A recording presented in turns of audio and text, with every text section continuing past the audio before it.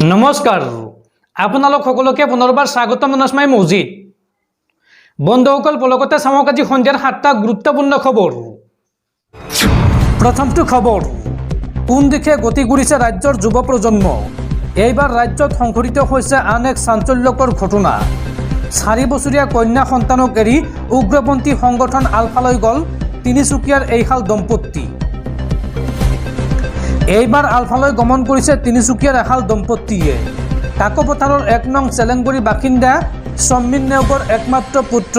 অচ্যুতানন্দ নেওগ আৰু বুৱাৰী মমতা নেওগে আলফা স্বাধীনলৈ গমন কৰিছে জানিব পৰা মতে 4 বছৰীয়া একমাত্ৰ কন্যা সন্তানক এৰি দুগৰাকীয়ে নিষিদ্ধ ঘোষিত উগ্ৰপন্থী সংগঠন আলফালৈ গমন কৰিছে এই সন্দৰ্ভত পিতৃয়ে জানিবলৈ দিয়া মতে যোৱা 5 মেত অচ্যুতানন্দই ঘৰত উপস্থিত হৈ মাতৃক ভাত বাঢ়িবলৈ কয় আৰু সেই সময়তে অচ্যুতানন্দলৈ এটা ফোন আহে ফোনত কথা পতাৰ পিছতে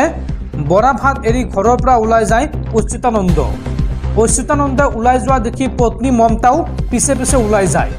আৰু সেইদিনা সন্ধিয়া তিনিচুকীয়াৰ আৰক্ষী অধীক্ষকে পিতৃ সম্মিন নেওগলৈ ফোন কৰি তেওঁৰ পুত্ৰ আৰু বুৱাৰী আলফা স্বাধীনলৈ গমন কৰাৰ খবৰটো দিয়ে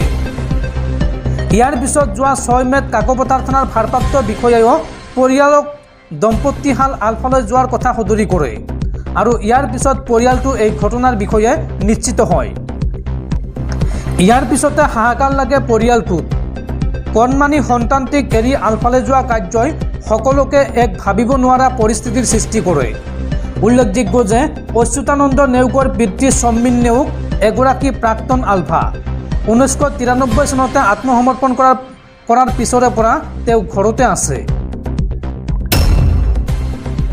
পৰৱৰ্তী খবৰ দেশত লোকসভা নিৰ্বাচন চলি থকাৰ মাজতে পুনৰ বিস্ফোৰক মন্তব্য মুখ্যমন্ত্ৰী হিমন্ত বিশ্ব শৰ্মাই মন্তব্য কৰি কয় যে জ্ঞানবাপী মছজিদৰ ঠাইত কাশী বিশ্বনাথ মন্দিৰ নিৰ্মাণ কৰিব বিজেপিয়ে এইবাৰ বিজেপিয়ে 400খন আসন লাভ কৰিলেই আৰু প্ৰধানমন্ত্ৰীৰ পদত পুনৰ মোদী অধিষ্ঠিত হ'লেই জ্ঞানবাপী মছজিদৰ ঠাইত মন্দিৰ নিৰ্মাণ কৰিব বিজেপিয়ে আজিৰ দিনটোত এই ডাঙৰ ঘোষণা কৰিছে মুখ্যমন্ত্ৰী হিমন্ত বিশ্ব শৰ্মাই জ্ঞানবাপী মছজিদক লৈ ডাঙৰ মন্তব্য মুখ্যমন্ত্ৰী হিমন্ত বিশ্ব শৰ্মাৰ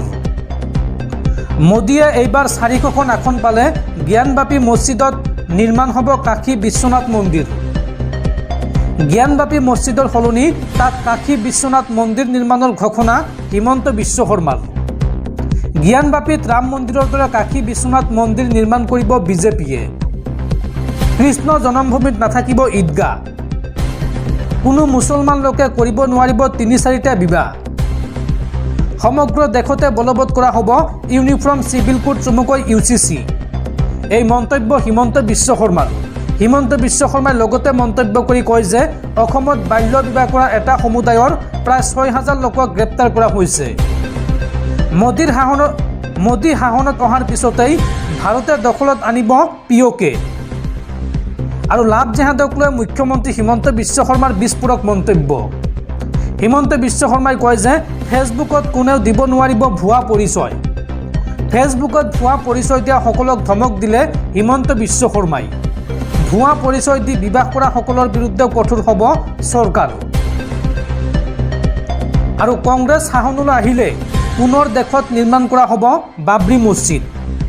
বিহাৰত আজিৰ দিনটোত এই মন্তব্য কৰিছে মুখ্যমন্ত্ৰী হিমন্ত বিশ্ব শৰ্মাই